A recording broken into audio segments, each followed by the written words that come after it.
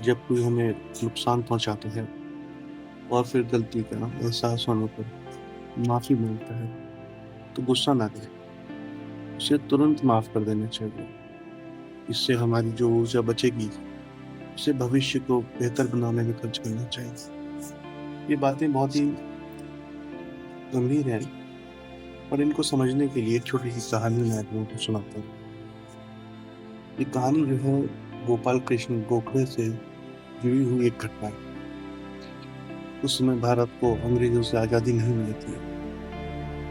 Way council of viceroy के member भी थे और एक दिन गोखले जी ट्रेन से कहीं जा रहे थे और फर्स्ट क्लास के डिब्बे में बैठे थे।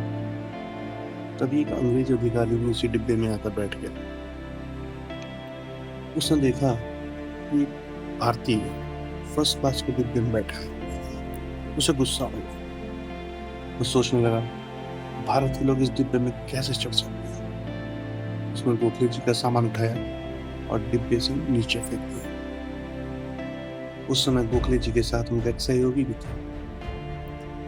उसने अंग्रेज से कहा, क्या आप जानते हैं आपने किसका सामान फेंका है? ये वायसराय काउंसिल के मेंबर है। ये सुनकर अंग्रेज को अपनी गलती समझ में आ गई। उसने तुरंत ही गोखले जी का सामान उठाया, डिब्बे में उसी जगह रख दिया और अपनी गलती के लिए माफी मांगने लगा। गोखले जी बहुत विनम्र और बहुत ही विद्वान आदमी थे।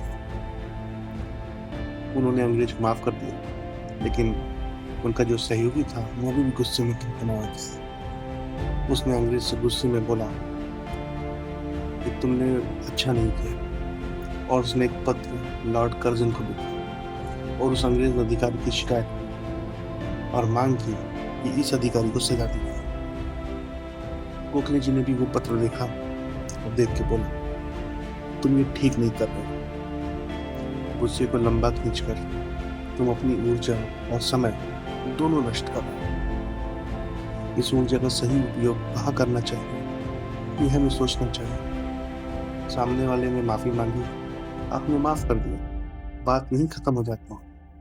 उस व्यक्ति को क्षमा करके हमने अपना समय और ऊर्जा बचा ली। ये पत्र लिखकर क्यों ऊर्जा खत्म करनी?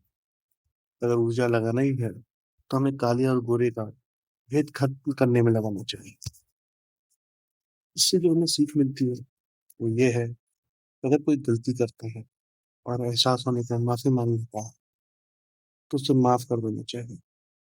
अगर हम उस पर गुस्सा करेंगे, उसकी शिकायत करेंगे, तो इससे हमें क्या लाभ मिलेगा? क्षमा करके हम अपना समय और ऊर्जा बचा लेते हैं। ये दोनों भविष्य को बेहतर बनाने में खर्च करना चाहिए। हाँ जी।